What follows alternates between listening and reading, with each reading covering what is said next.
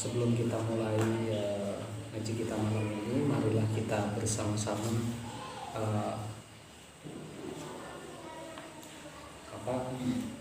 membacakan surah Al-Fatihah untuk Imam Burhanuddin Islam Az-Zarnuji. Semoga dengan harapan semoga kita dapat kecipratan berkahnya beliau.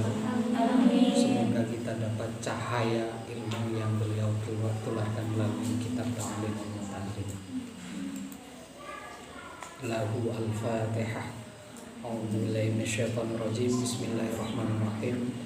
Alhamdulillahirabbil alamin. Arrahmanir rahim. Maliki yaumiddin. Iyyaka na'budu wa iyyaka nasta'in. Ihdinas siratal mustaqim. Shiratal ladzina an'amta 'alaihim ghairil maghdubi 'alaihim waladdallin. Oke.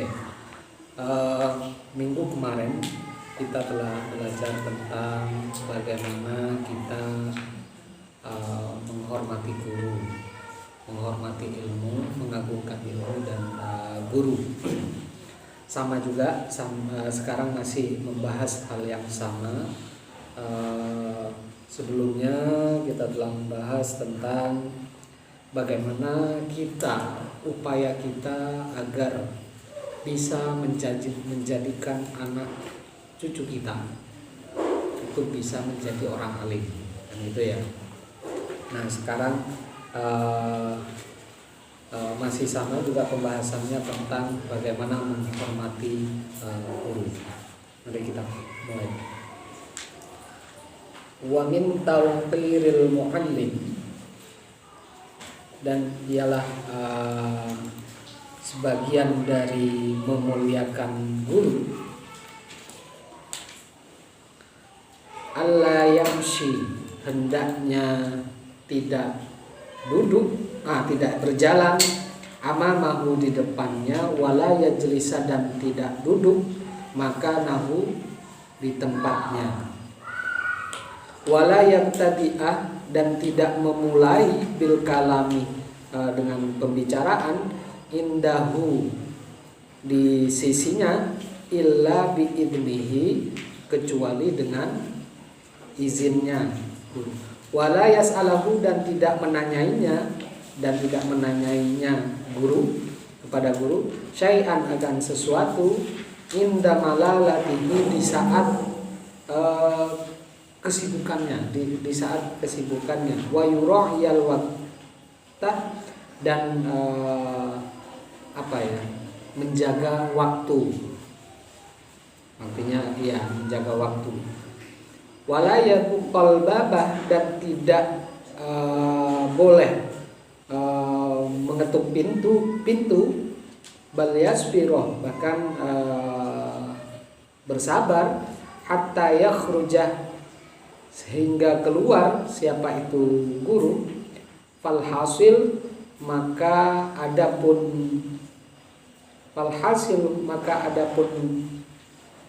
hal yang paling pokok, annahu, bahwa sesungguhnya siapa itu tolib, yatlubu, ialah mencari, ridahu, ridha guru, wa yajtanibu, dan menjauhi sakhotohu, akan sesuatu yang memberatkannya, atau istilahnya membuatnya terganggu, marah, wayam tasilu, dan mematuhi amarohu, kepada perintah guru, perintah guru itu, fi ghairi maksiyatillahi ta'ala, di dalam selain kemaksiatan kepada Allah Ta'ala, wala ta'atah, dan tiada ta'atah, ta'at lil makhluqi, bagi makhluk, fi maksiatil khaliq, di dalam kemaksiatan terhadap al-khaliq, terhadap Allah Subhanahu wa taala. Kama qala an-nabiyyu, sebagaimana dikatakan an-nabi alaihi salatu wassalam, oleh Nabi Muhammad sallallahu alaihi wasallam, inna asyarron nasi, bahwa sesungguhnya paling jeleknya manusia, paling buruknya manusia, may yudhibu, barang siapa yang man ialah seseorang, yudhibu yang mencari man,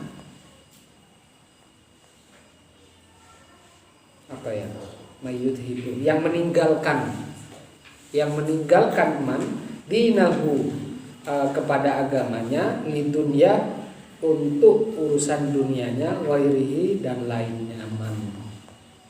Nah, di sini dijelaskan pertama, salah satu cara menghormati guru, mengagungkan guru itu adalah dengan cara tidak berjalan di depannya.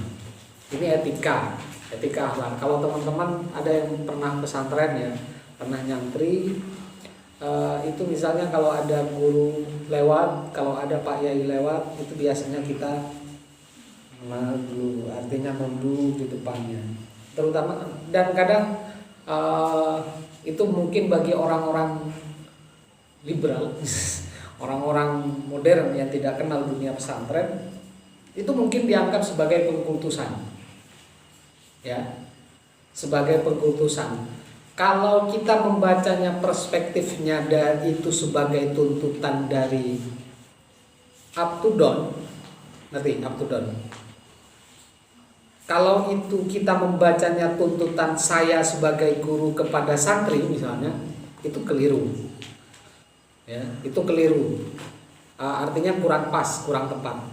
Tetapi kalau itu perspektifnya itu sebagai kultur yang muncul dari kalangan santri terhadap kiai, itu bagus.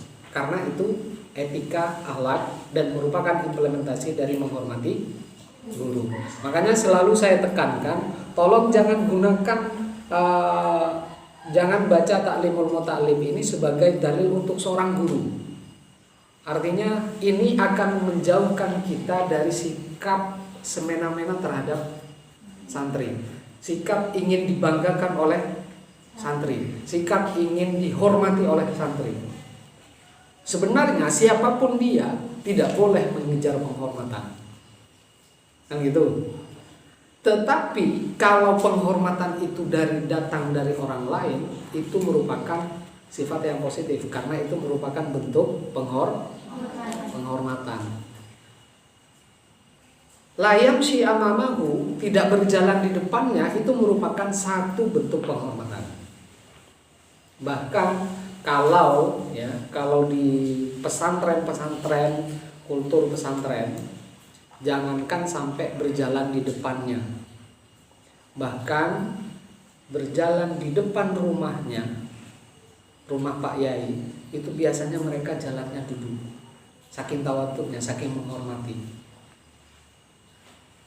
Dan itu termasuk pembiasaan semacam itu. Itu kan sebenarnya bukan pembodohan. Kalau orang-orang luar itu, orang-orang yang tidak ngerti kultur pesantren dan etika Islam, itu menganggapnya itu sebagai pembodohan. Ngapain sih? Kalau nggak salah saya pernah nonton podcastnya Habib Hussein, Kiai Muda, Habib Muda itu, dengan salah satu tokoh muda ormas Islam. Saya tidak mau menyebut merek, nanti takut bermasalah, apalagi ini tidak upload di YouTube nanti. Tidak menyebut salah satu. Dia mengatakan dia kaget. Ngapain sampai nunduk-nunduk di depan guru? Ngapain di depan sampai nunduk-nunduk di depan kiai, kan gitu istilahnya. Itu bukannya itu pengkultusan? Bukankah mengkultuskan seorang tokoh itu apa gitu istilahnya? Jadi kaget dengan kultur semacam itu. Mungkin orang luar yang tidak pernah ngerti nilai-nilai tradisi Islam, nilai-nilai yang ditanamkan di pesantren, bahwa itu merupakan bagian dari pembangunan karakter santri, pembangunan akhlak santri, hingga menjadi santri-santri yang berakhlakul karimah. Itu kultur semacam itu harus benar-benar ditegakkan. Artinya dibiasakan. Dan tidak seharusnya seorang santri dimanapun kalian berada, tidak hanya di ma'had, tetapi nanti ketika kalian kuliah di kampus dan lain sebagainya misalnya. Kalau etika ini kita biasakan menghadap dosen kita dengan penuh ramah tamah, tawadhu dan lain sebagainya, insya Allah kita itu termasuk orang yang akan mendapatkan bias cahaya dari ilmu yang kita pelajari. Mungkin kalian nggak percaya, dan ini nggak rasional mungkin.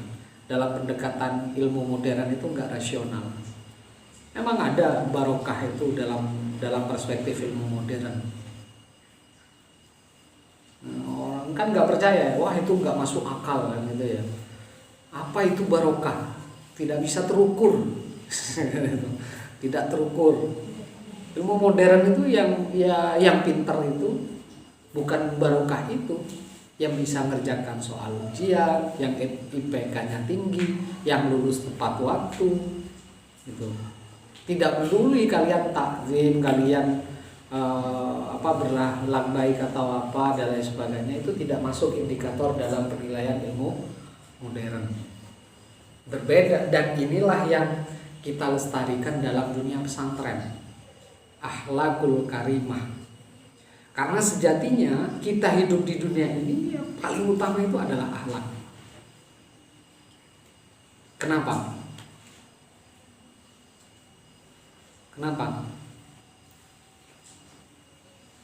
Karena manusia itu diciptakan sebagai makhluk sosial yang akan senantiasa bertemu dengan. Bisa saja Allah menciptakan kita itu langsung tanpa bapak ibu, tanpa ada orang lain, sendirian misalnya, kalau tidak misalnya kayak itu. Tetapi ada maksud lain yang ingin ditunjukkan oleh Allah SWT kepada kita. Diciptakanlah kita itu berjenis-jenis dan juga dalam rangka sebagai makhluk sosial tadi. Artinya apa? Biar kita bisa saling mengasah satu sama, biar kita bisa saling mengasihi satu sama lain dan lain sebagainya. Makanya akhlak ini menjadi pondasi utama bagi yang akan menjadi jaminan bagi kita, sehingga kita diridhoi oleh Allah SWT untuk menjadi salah satu hambanya yang mendapatkan percikan barokah itu tadi. Ingat, la yamshi amamahu, tidak berjalan di depannya. Ini nanti sebenarnya kalau ditafsirkan itu masih banyak lagi, gitu ya. Secara literal tidak berjalan di depannya, yaitu tidak berjalan di depannya. Artinya secara literal ini kita sebenarnya kalau kita tafsirkan secara filosofis lebih mendalam lagi itu banyak maknanya. Gitu ya. Wala yajlisa makanahu, dan tidak boleh dan jangan duduk di tempatnya. Misalnya salah satu contoh ketika nanti kalian di kampus, dosennya belum datang, numpang ngecas. Biasanya kan cas-casan di dekat bangku dosen itu sambil nyantai. Kadang kalau yang cowok itu ya ada juga yang cewek kakinya naik sambil selonjoran dan lain sebagainya. Itu merupakan sebenarnya itu tidak berpengaruh selama kalian tidak ditemukan oleh orang lain. Tetapi meskipun itu tidak terlihat oleh orang lain, tapi itu cerminan sebesar apakah kalian menghormati ilmu.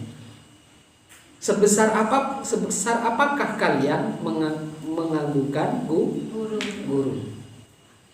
Itu merupakan cerminan. Ya. Apalagi bahkan kadang juga sekarang banyak juga mahasiswa yang misalnya meskipun kenal dengan dosennya, jalan di depannya wes cuek aja. Mari Mbak, enggak. Mari Bu, enggak. Cuek aja, seakan-akan enggak kenal. Gitu ya. Dan itu merupakan cerminan. Jadi gampang kita menelusuri indikator ini lulusan pesantren apa enggak, ini santri ma'had atau enggak. Saya kalau ketemu udah nunduk ini, oh ini santri ma'had. Ini gambaran sederhana saya. Kalau misalnya cuek, padahal dia itu kadang meskipun ada juga nunduk, oh ini lulusan pesantren. Tapi kalau yang umum-umum yang tidak pernah ngerti, yang tidak pernah ngaji kitab Ta'limul Muta'allim, itu biasa aja cuek. Ya kayak orang-orang modern lah. Orang-orang siapa lo? Emang apa kepentingan gue sama lo? Sorry lah ya. Kepentingan gue sama lo itu cuma di dalam kelas saja. Kalau nilai udah dapat ya wes itu. Wala yajlis makanahu wala yabtadi abil kalami, dan tidak memulai pembicaraan dan tidak berbicara di sampingnya illa biidnihi, kecuali dengan izinnya. Ini benar-benar salah satu indikator selanjutnya, termasuk orang-orang yang santri yang menghormati guru itu adalah orang-orang yang pokoknya kalau tidak dimulai pembicaraan oleh gurunya dia tidak show off gitu istilahnya, tidak show off dan lain sebagainya. Wala yas'alahu, dan tidak menanyainya dikala dia sibuk. Misalnya lagi tiba-tiba kalian pokoknya saya pengen konsultasi, tidak ngerti kalau dosen kalian itu lagi sibuk, lagi ngajar, bahkan itu dari saking itu kan banyak sekarang model-model mahasiswa kayak gitu ya. Model-model mahasiswa yang agak manja itu banyak sekarang. Makanya saya selalu bilang ke teman-teman, di situasi online kayak gini, selain menyebabkan mahasiswa itu lebih banyak malasnya, yang kedua semakin membuat mahasiswanya manja. Manja yang semacam apa? Pengen dilayani. Bahkan dosennya itu dianggap sebagai pelayannya. Contoh kasusnya, Pak, saya mau daftar beasiswa. Oh ya, apa yang bisa saya bantu? Saya mau minta KHS, Pak. Oh iya, silakan. Saya nggak bisa ke kampus, Pak. Bisa difotokan, Pak. Sekaligus minta tolong di PDF-kan, Pak.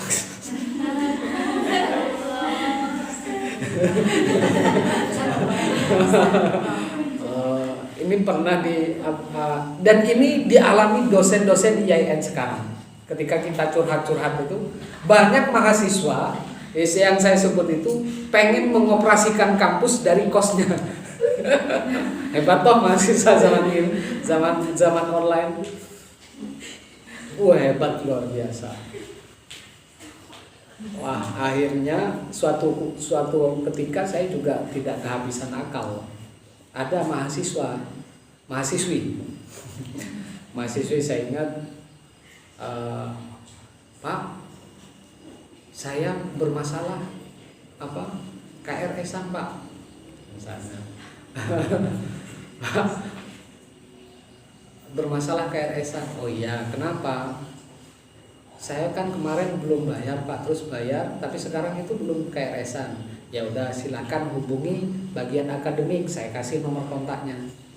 Kemarin saya sudah hubungi, Pak, tapi belum ada solusi. Ya udah, besok datang ke kampus. Wah, Pak, minggu ini saya lagi sibuk banget, Pak, padat kegiatan. Duh, iki langsung saya nggak mau kalah. Ya udah Mbak, nggak usah kuliah aja, nggak usah diurus, ngapain, lebih baik ya udah fokus kegiatannya sana, nggak usah. Oh baik Pak, besok saya ke kampus langsung aja. Jadi ya nggak semuanya. Dan insya Allah saya yakin nggak ada kalau di antara santri Ma'had IAIN Salatiga yang kayak gitu perlakuannya terhadap dosen-dosennya. Jadi banyak mahasiswa yang semacam itu sekarang. Bahkan dosen-dosen kita lihat statusnya, ya Allah mahasiswa ini kayak gitu dan lain sebagainya. Ini gejala baru dalam perkuliahan online. Dan memelihara waktu dan tidak mengetuk pintu, dan tidak mengetuk pintu, bal yasbiru hatta yakhruja. Ini dari saking menghormati guru. Kalau ada keperluan terhadap Pak Yai, biasanya kalau di pesantren, kalau ada keperluan sama Pak Yai, tidak ada satupun santri yang berani ngetok pintu Pak Yai, kecuali Pak Yai langsung keluar dari rumah baru mereka matur. Tapi itu mereka nunggu di depan. Termasuk nanti kalau kalian butuh sama Pak Ahmadi misalnya, ini bisa tapi kalau mendesak ya boleh. Apalagi Pak Ahmadi kan orangnya sangat longgar ya, sangat longgar, enak. Tapi ini satu etika yang menunjukkan sejauh mana kita menghormati Bukan, sekali lagi saya tegaskan, yang kita hormati itu bukan orangnya. Sejatinya kita menghormati itu bukan orangnya. Kalian menghormati guru, bukan gurunya sebagai man itu yang kita hormati, tetapi karena statusnya sebagai guru dan sumber ilmu. Itu maksudnya. Jadi kita mengagungkan ilmu, maka implementasinya kita menghormati ilmu. Sama juga nanti kita menghormati kitab dan buku-buku.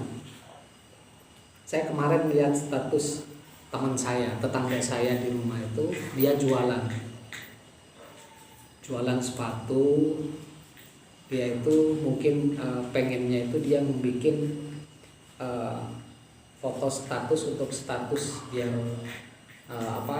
biar menarik, itu pakai background putih, terus ada alasnya juga kain putih, pokoknya dia meja paling setinggi gini lah.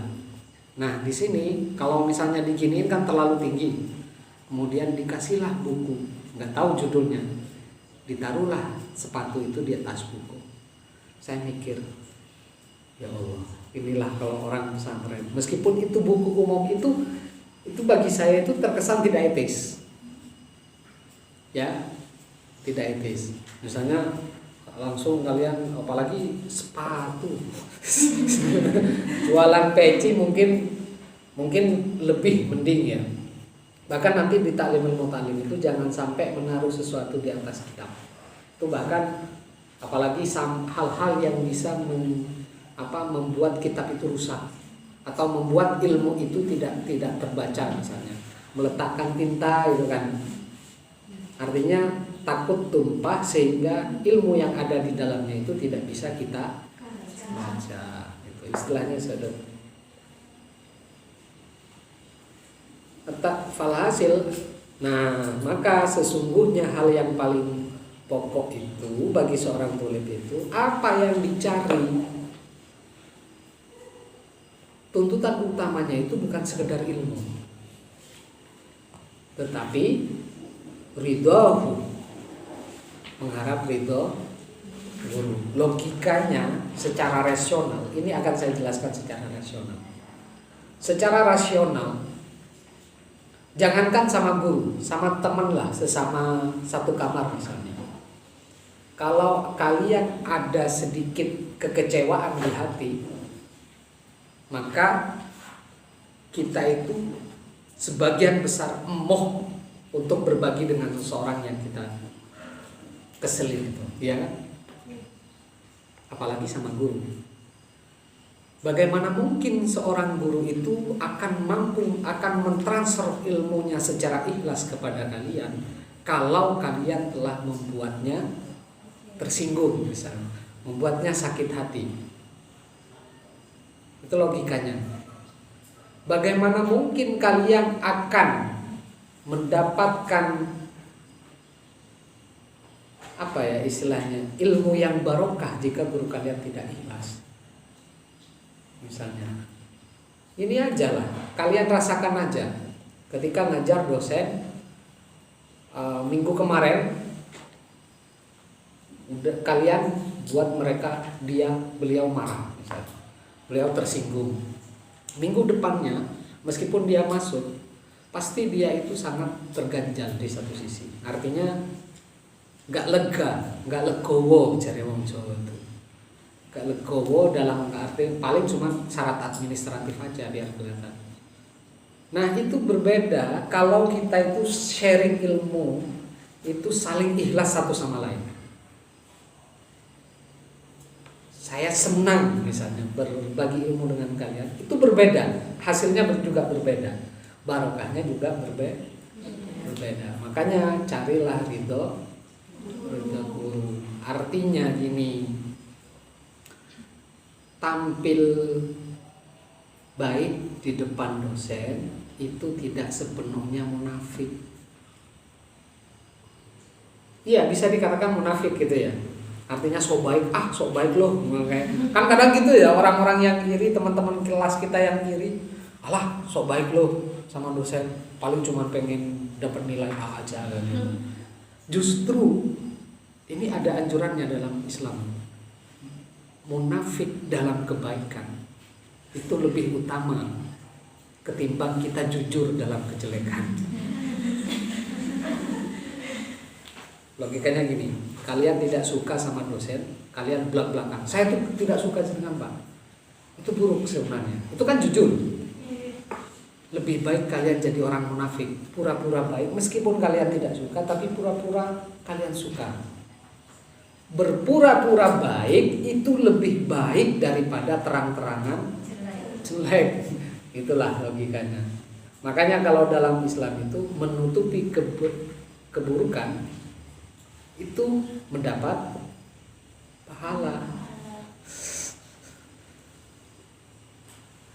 Membuka aib kalian mendapatkan dosa. Nah itu. Dan inilah maksudnya yang kalian itu mencari ridho guru itu, silakan berbuat baik sebaik-baiknya, semanis-manisnya, berlomba-lombalah menjadi orang yang termanis di depan dosen. Berlomba-lombalah menjadi orang yang paling baik di depan guru agar kita mendapatkan ridhonya. Niatkan aja untuk mencari ridho. Tapi kalau ya kembali ke awal juga, tapi kalau diniatkan untuk hanya dapat IPK, ya itu tidak benar juga. Innamal a'malu binniyat. Jangan kalian nodai ibadah kalian, perbuatan yang bernilai ibadah menjadi sesuatu yang buruk dengan adanya niat yang buruk. Niatkan kalian berpura-pura baik di depan semua orang untuk mendapatkan ridho Allah. Gak apa-apa pura-pura baik. Tapi pura-pura baik di belakang nyelimpung ya podo ae. Nantinya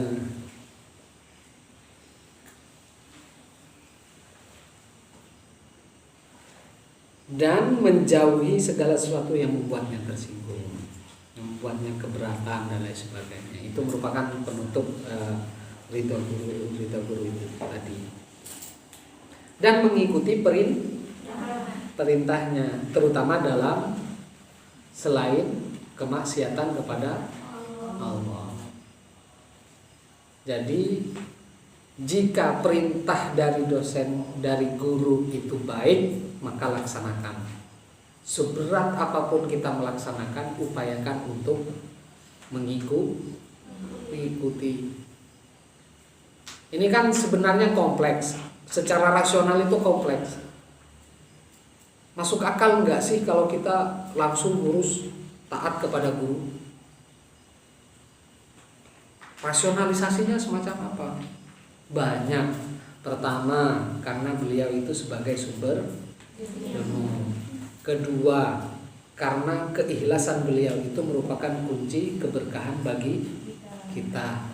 Ketiga, beliau itu guru kita itu pasti Kalau yang kita dapati selama ini itu pasti lebih sepuh dari kita. Sebab kita harus menghormati orang yang lebih dan lain sebagainya. Banyaklah sebenarnya. Kalian itu nggak perlu mempertanyakan logikanya di mana, misalnya kayak gitu sok-sokan. Itu tidak masuk akal, misalnya kayak gitu.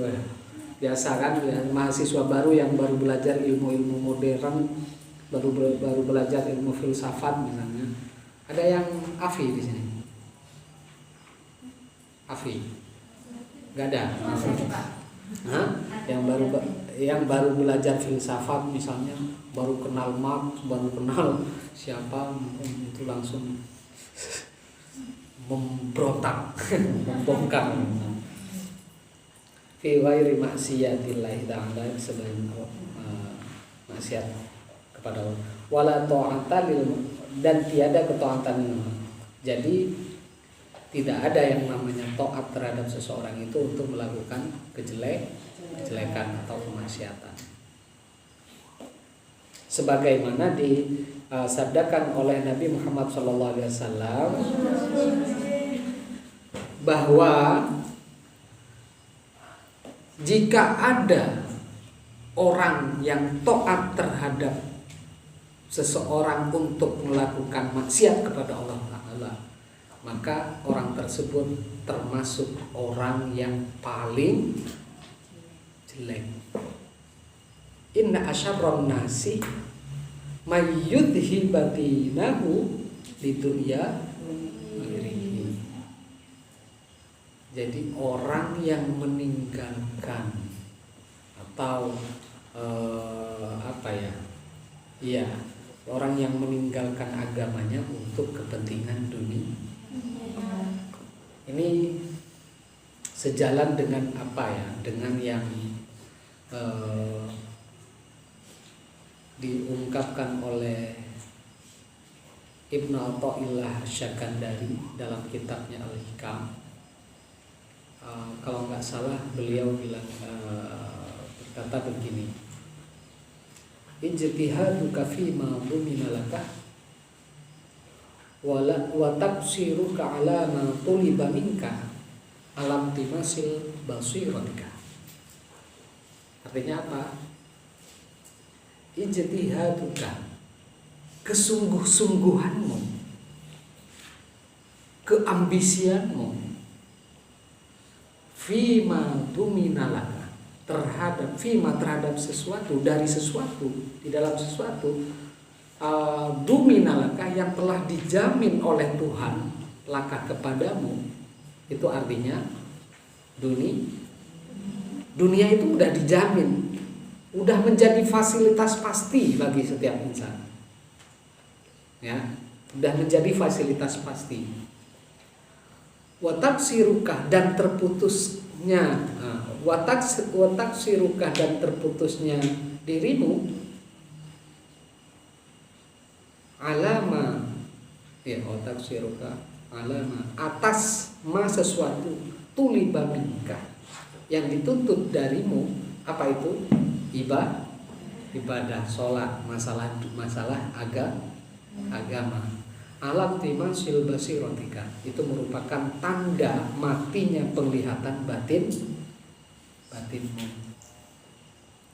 Jika kalian lebih sibuk dengan urusan dunia dan sampai meninggalkan urusan akhirat, urusan dunia, itu ketahuilah bahwa itu merupakan salah satu tanda dari matinya hati nurani, matinya rohani kita, terhijabnya rohani, karena telah dijajah, bahasa kerennya, telah dijajah oleh hawa nafsu. Jadi gampang saja, kalau kita semakin malas sholat demi kesibukan karena kesibukan lainnya, itu sudah saatnya kita beristighfar dan mulai introspeksi diri lagi, ya, sampai lupa sholat, ya Allah, astagfirullahaladzim, itu merupakan, dan itu kadang itu terapi psikologis sebenarnya, terapi psikologis dan terapi rohani. Orang kalau kita sering beristighfar, itu insya Allah itu akan menjaga agar rohani kita atau hati nurani kita senantiasa tetap terbuka. Tuh. Jadi marilah kita senantiasa berupaya menjaga agar bagaimana rohani kita itu senantiasa menyala, senantiasa membara. Bahasa keren, bahasa sastranya kayak gitu. Menyala-nyala, membara. Sehingga kita itu lebih semangat untuk ibadah ketimbang urusan-urusan dunia lain.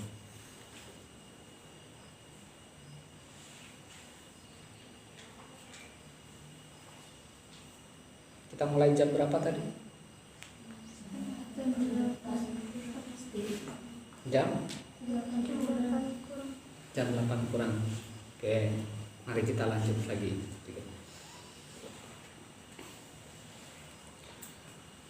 Wa min tauqirihi, dan merupakan sebagian dari memuliakan guru, tauqiru auladihi, yaitu menghormati anaknya. Wa may yata'allaqu, dan barang siapa yang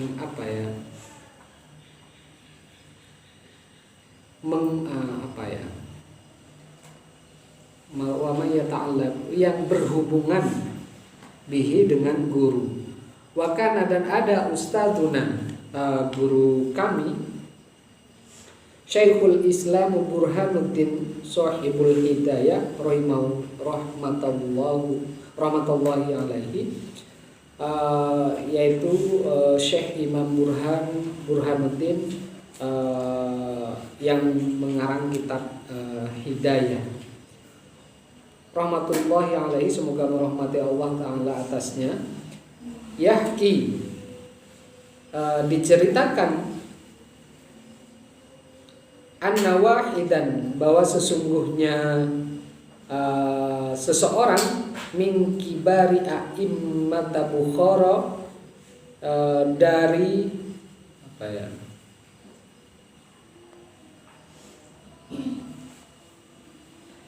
min kibari, dari sebagian dari, yang merupakan sebagian dari imam-imam besar di Bukhari, di negara Bukhara. Karena ada siapa itu imam, yajlisu, duduk, majlisat darsi, di satu pengajian, ya, satu majelis pengajian kayak gini. Wakana, dan ada siapa itu siapa itu man, yakumu, berdiri siapa itu man, wahid ini anna wahidan, seseorang itu, fi kholalid darsi, di tengah-tengah pembelajaran. Ahyanan, kadang-kadang, fas'aluhu, maka aku bertanya kepadanya, andalika, akan hal itu. Faqala, maka menjawab siapa itu wahid, inna bena ustadi, bahwa sesungguhnya putra guruku, yal'abu, ialah bermain, ma'as sibyan, beserta teman-temannya, fisikati, di jalan, wayaji'u, dan datang, ahyanan, kadang-kadang, ila babil masjidi, kepada di depan, di pintu masjid.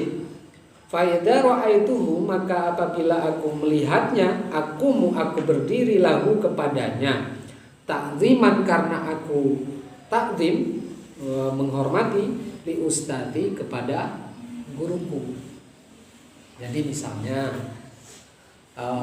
ini salah satu ulama besar sedang ngisi pengajian, sedang ngaji di satu masjid, satu majelis pengajian itu. Tiba-tiba ada seseorang yang melihat bahwa gurunya itu berkali-kali tiba-tiba berdiri, ya, berdiri. Lalu kamu kaget, kan santri itu nggak ngerti itu kenapa. Ditanyalah, kenapa ya wahai guru, kenapa engkau berdiri? Nah, diceritakanlah bahwa dia berdiri untuk menghormati anak kecil yang merupakan putra gurunya. Dia seorang guru itu dia melihatnya apa? Dia melihat putra gurunya itu bermain-main di jalan depan.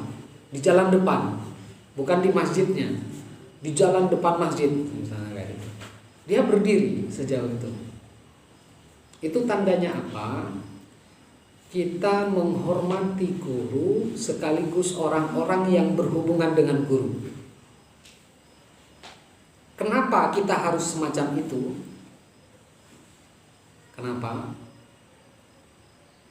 Kita harus yakin bahwa segala sesuatu yang ada di sekitar sumber mata air ilmu itu pasti kena cahaya ilmu pengetahuan. Maka segala sesuatu yang berhubungan dengan sumber ilmu pengetahuan termasuk guru itu, maka kita harus menghormati bukan orangnya tapi sumber ilmu pengetahuan itu tadi. Itu. Seorang anak kecil putra guru. Misalnya, kalian berguru pada Bapak Ahmadi, kalian harus juga menghormati putra-putranya beliau. Ini etika, bagaimana kita menghormati ilmu. Memang tantangannya ini besar dan tidak mudah. Setiap orang, misalnya, setiap orang lah pasti ada rasa saya misalnya, pasti ada rasa tidak suka sama dosen saya misalnya. Pasti toh? Pasti ada. Tetapi kalau kita berhasil mengalahkan ketidaksukaan itu untuk weslah, saya menghormati beliau itu bukan orangnya, tapi karena beliau itu guru saya. Weslah, pokoknya saya niatkan saya menghormati beliau, bukan takluk pada beliau, tapi karena saya ingin mendapatkan barokah ilmu.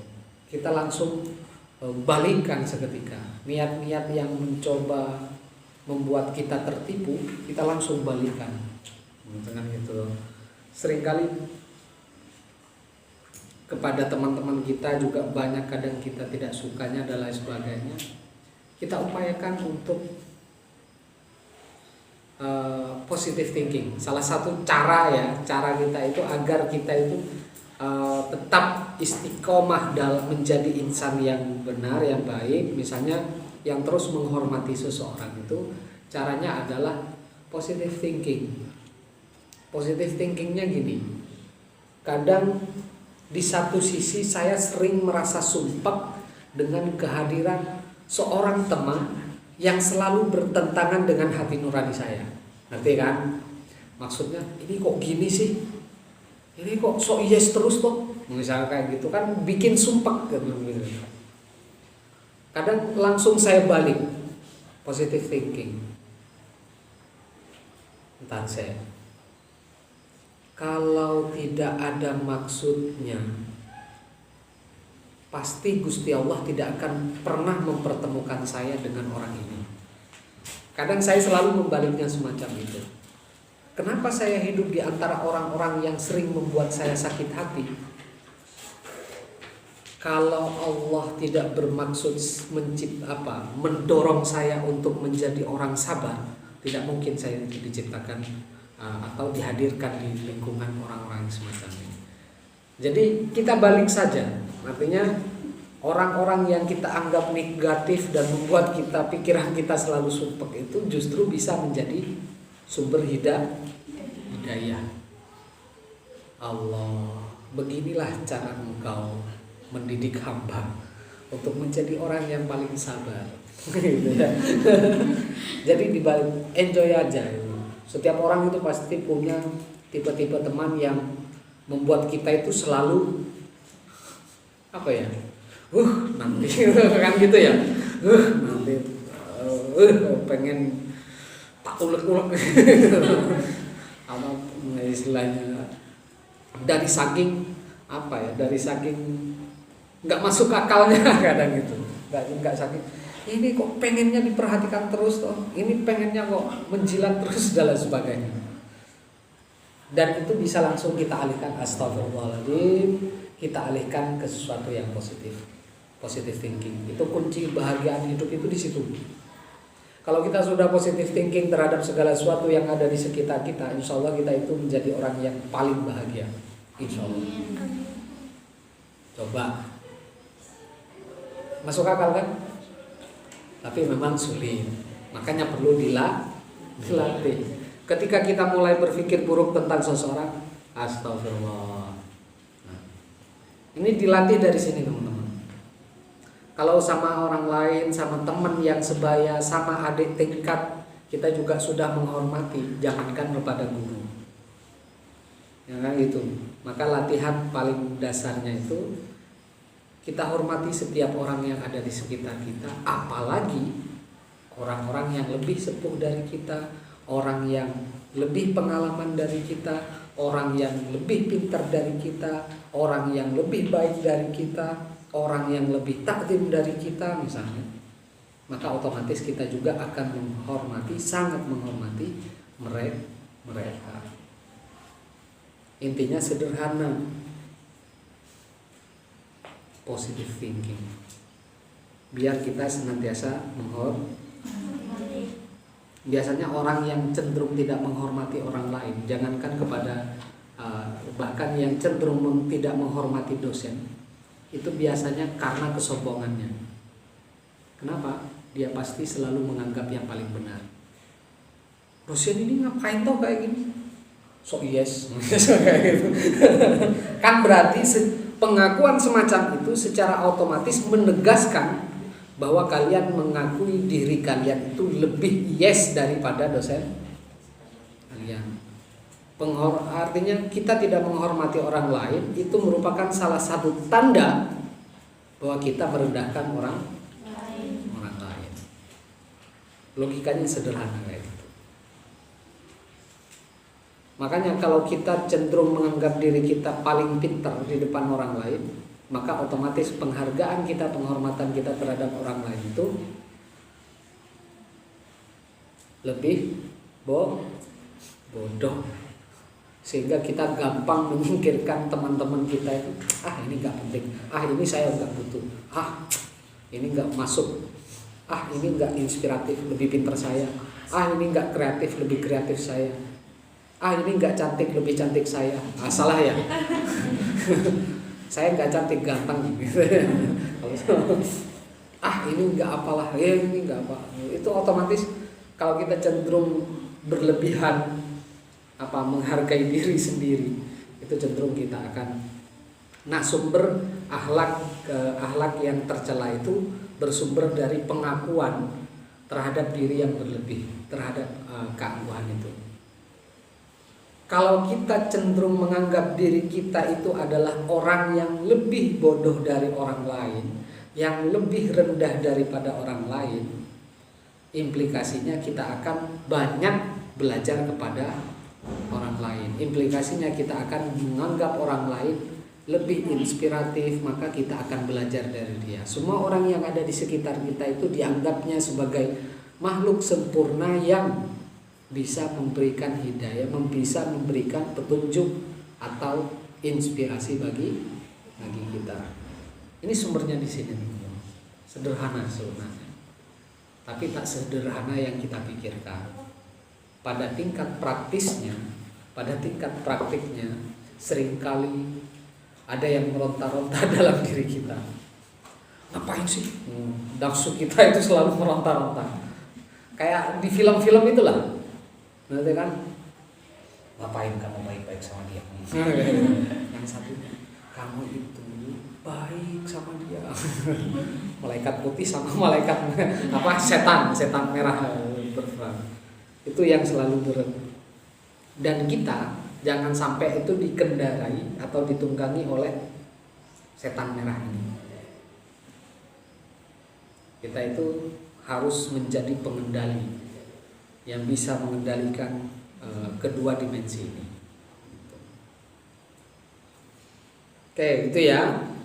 Jadi untuk menghormati guru, kita juga harus menghormati orang-orang yang dekat dengan beliau, yang berhubungan dengan guru kita. Bahkan juga menghormati setiap apapun yang misalnya kita menghormati setiap apapun yang berhubungan dengan guru. Misalnya pensilnya dosen kita ketinggalan, kalian jangan langsung diambil.